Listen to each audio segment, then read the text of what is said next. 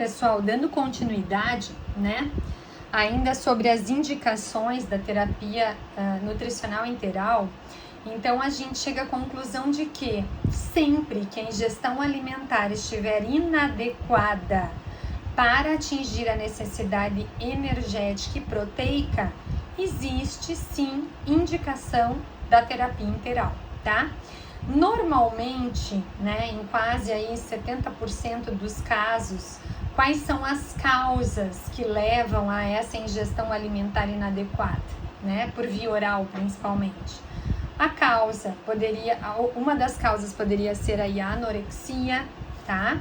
Poderia ser no hipermetabolismo, aumento das necessidades de energia de proteínas, alterações no processo de digestão, alterações na absorção dos nutrientes, tá? Ingestão alimentar inadequada, que corresponde à ingestão oral inferior a 60% das necessidades de energia, por mais ou menos aí essa ingestão inadequada de 7 a 14 dias. Então, sempre que eu tenho uma dessas causas e que eu tô vendo que esse paciente está com uma ingestão inadequada, inferior a 60%, quando passa aí um período de 7 a 14 dias, eu falo, opa, isso me desperta para a necessidade da indicação da terapia nutricional enteral, tá? E aí, quando a gente pensa, então, a gente define, então este paciente precisa de uma administração de terapia enteral, nutricional. Quais são as possibilidades das vias de acesso, né? Ou seja, quando eu vou utilizar cada uma e qual eu vou optar por este paciente? Normalmente a gente tem 4 vias de acesso, tá? E a gente tem aí as sondas nasoenterais, que a gente poderia dizer que são as sondas nasogástricas e nasojejunais, tá? E a gente tem as ostomias, ou seja, ela pode ser uma gastrostomia ou ela pode ser uma jejunostomia, tá? Então a gente tem 4 vias de acesso, que comumente são aí escolhidas de acordo principalmente com a questão do tempo, com a estimativa do tempo pelo qual o paciente será submetido à terapia nutricional enteral, tá? Então, sempre que eu penso, não, esse paciente, ele vai ficar por um curto prazo de tempo, eu posso fazer a escolha das sondas nasoenterais, logicamente, uma vez que ele tenha condições, né? Por exemplo, um paciente psiquiátrico é um paciente que normalmente ele tira, né? Ele faz força para tirar as sondas nasoenterais. Então, assim, eu tenho que ter essa série de cuidados, né? Muitas vezes, apesar da terapia enteral ser de curto prazo, às vezes o melhor caminho não é uma sonda nasoenteral, porque toda regra, logicamente, tem as suas exceções, né? Mas normalmente esses são as formas como a gente trabalha. Então, o paciente precisa de curto prazo de terapia enteral, sondas nasoenterais, né? Ou nasogástricas também a gente poderia dizer. Uma terapia nutricional enteral por longo prazo, faço a escolha pelas ostomias, tá?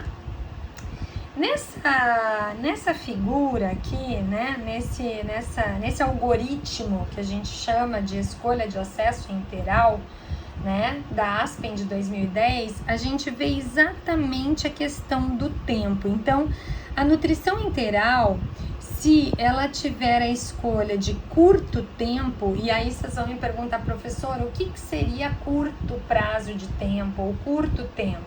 Então, normalmente a gente chama curto prazo quando você vai utilizar por menos de 4 semanas, tá? Então, com menos de 4 semanas, o paciente precisa fazer uso, a gente faz opção por sondas, tá? E aí a gente pode pensar, existe um risco de aspiração? Se existe um risco de aspiração, eu faço a escolha pela sonda nasoduodenal ou nasojejunal. Se não existe um risco de aspiração, eu penso numa sonda nasogástrica, tá? Então, por isso uma sonda nasogástrica ou uma sonda nasointestinal, tá? Pode ser aí a duodenal ou jejunal, dependendo da necessidade do paciente. Quando eu tenho um período de tempo mais longo, ou seja, superior a 4 semanas, eu faço as escolhas da nutrição enteral ser administrada via ostomia, ok? E aí eu tenho risco de aspiração. Opa, se eu tiver risco de aspiração, eu faço a escolha pela jejunostomia ou pela gastrojejunostomia, tá? Se não houver risco de aspiração, eu posso pensar numa gastrostomia, ok? Isso é muito importante, gente, porque é isso que exatamente o profissional aí de nutrição, junto com o médico, junto com o enfermeiro, junto com a equipe de terapia de nutrição enteral e parenteral executam, tá? Então, eles vão executar exatamente este modelo aí de figura, certo? E aí a gente pode pensar, bem, então já entendi quem são os pacientes indicados, né? Quais as formas de acesso, qual a questão do tempo de uso, mas existem algumas condições que elas são, na verdade, relativas, né? Eu posso fazer o uso da indicação de nutrição enteral de uma forma relativa, então são escolhas a serem tomadas aí realmente por todo este grupo, né?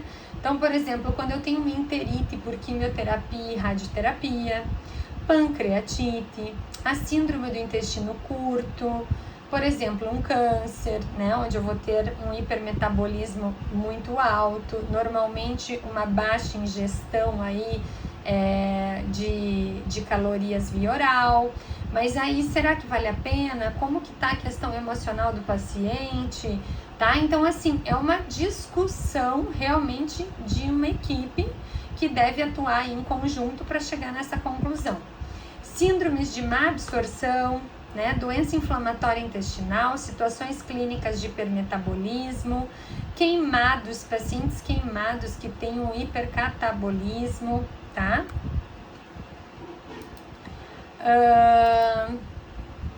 Opa, só um pouquinho. Uai. Acho que deu uma travadinha aqui, pessoal, peraí.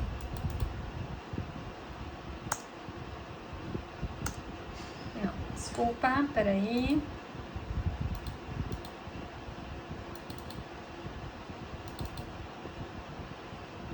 Houve uma repetição aqui de slide. Tá. Então, voltando aqui, né? Quais seriam, então aqui a gente falou das condições de indicação relativa, né? De acordo com esse nosso médico aqui, o Dan, né? O Dan Weitzberg, colaboradores 2017. Então, ele tem vários trabalhos nessa área, né? Ele trabalha muito tempo com essa questão de técnicas de ministração de nutrição enteral e parenteral. E de acordo com ele, né, e seus colaboradores, aqui a gente tem então essas condições de indicação relativa. No entanto, a gente tem algumas situações que são totalmente contraindicadas, né? Então, quando eu devo contraindicar o uso da terapia nutricional enteral? Então, geralmente elas são relativas ou temporárias, mais do que definitivamente absolutas. Então, a regra geral, quando eu tenho expectativas de utilizar terapia nutricional enteral por menos de 5 dias para pacientes desnutridos ou menos de 7 dias para pacientes eutróficos, eu devo contraindicar, tá? Observação importante, no entanto, analisar caso a caso, né? Se o paciente está totalmente impossibilitado de se alimentar via oral, eu posso considerar o uso da terapia nutricional enteral, mesmo que por menos dias do que o exposto, né? Então, vamos supor, a ideia é que a gente utilize, vamos supor, eu tenho um paciente eutrófico, entrou eutrófico no hospital, fez algum procedimento ou tinha alguma patologia e por 7 dias ele não conseguiu se alimentar via oral. Esse paciente é um paciente clássico que eu devo aí utilizar então a terapia nutricional interal, né? Porque ele está por um período muito longo aí exposto, de 7 a 14 dias, como a gente falou, tá? Agora, se o paciente ele está completamente impossibilitado, às vezes com menos tempo de dias, eu já posso pensar numa terapia nutricional interal, mesmo que não seja o melhor e o mais indicado, mas eu não tenho outra forma, né, de alimentá-lo. Então, ela passa a ser uma possibilidade, analisando o caso, de se utilizar a via interal, tá? Outras contraindicações, né? Então, a fase inicial da SIC, obstrução intestinal mecânica sem possibilidade cirúrgica, tá? Sangramento intestinal, vômitos incoercíveis, fístula intestinal distal de alto débito, ilho paralítico intestinal, uma absorção intestinal severa, uma diarreia persistente, né, desde que eu também conheça e avalie aí a causa, uma hiperêmese gravídica, inflamação grave do trato gastrointestinal, doenças terminais, pancreatite na fase aguda, inabilidade para o acesso enteral e intervenção agressiva não desejável, tá? Aqui se repetiu novamente, gente, me perdoem, não sei porque que tá duplicando aí os slides, tá? E aí, por último, pessoal, uso da terapia nutricional interal oral, né? Ou seja, o que acontece? Existem, como a gente falou, as dietas enterais utilizadas, né? Preferencialmente aí ou pelas sondas nasogástricas e nasointestinais ou pelas ostomias, jejuno ou gastrostomias, certo? Mas eu também posso fazer uso de uma dieta que seria a forma daí menos agressiva, se a gente parar para pensar, né? De um uso de terapia nutricional interal oral. Ou seja, quando eu tenho normalmente um complemento, um suplemento aí alimentar hipercalórico, hiperproteico e, logicamente, o paciente tem a possibilidade de fazer o uso via oral, né? Então, quando que essa terapia interal oral, ela pode trazer benefícios para o paciente? Vejam bem. Quando, principalmente, o IMC desse paciente não estiver tão baixo, tão desnutrido, tão anorético, tá? Então, vejam, um IMC menor que 20 é um IMC, vocês sabem, né, que o ponto de corte do IMC, acho que a gente já falou sobre isso, de 20 aí até 24,9 para ser considerado aí um IMC eutrófico, né? Então, quando eu tenho um IMC aí menor que 20, menor que 18 em algumas literaturas, os pontos de corte de IMC variam bastante na literatura, eu tenho um paciente que pode estar no início de uma desnutrição, né? De uma perda de peso, que é aqui, ó, quando eu tenho um IMC maior que 20, mas esse paciente chegou nesse IMC com muita perda de peso, né? Então, normalmente ele tem uma perda de peso rápida, intensa. Ou, por exemplo, quando eu tenho idosos, né, com menos de 65 anos, que já tem uma perda fisiológica aí, principalmente de massa muscular, né? Então, quando eu tenho esse IMC menor do que 23 nos idosos, eu já posso fazer uso também da terapia interal-oral. Ah, professor, e quanto de suplemento a gente tem? Bem, aí depende muito do caso a caso. Tem que ser feita em todas as terapias interais, tem que ser feito o cálculo, né, da dieta, o cálculo a ser ingerido, o cálculo a ser ofertado. Mas, por exemplo, eu posso oferecer manhã, tarde e noite, ou eu posso usar, por exemplo, só manhã e noite, ou, por exemplo, o paciente, normalmente são os sabores mais neutros, né, baunilha, chocolate, fórmulas à base de sabores de morango. Então são formas aí de a gente consumir. Posso bater numa vitamina, posso misturar uma fruta, um leite, enfim, a forma como esse paciente vir a aceitar e a consumir. É isso que é importante, tá?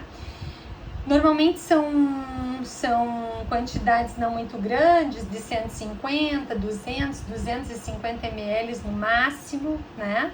A gente tem bastante frasco fechado, que a gente fala, então a pessoa compra como se fosse mesmo um chocomilk, daquele antigo de caixinha, um iogurte, alguma coisa assim, e ele tem um efeito de uma terapia nutricional intraoral. E aí, o que ele vai te trazer benefícios, né? Ele vai, então, monitorar o estado nutricional antes, durante e depois. Então, é necessário que a gente monitore o estado para ver como ele chegou, como ele está durante o uso, que seria a aceitação, e como ele está finalizando. A triagem e a avaliação nutricional deveriam proceder à indicação e deve-se avaliar e corrigir deficiências nutricionais aí que forem encontradas. Tá bom, pessoal? Desculpe a duplicação aí de slides, não sei por que houve, e agradeço pela atenção da aula, espero que vocês tenham aí compreendido e qualquer dúvida estou à disposição. Um grande abraço, um bom trabalho.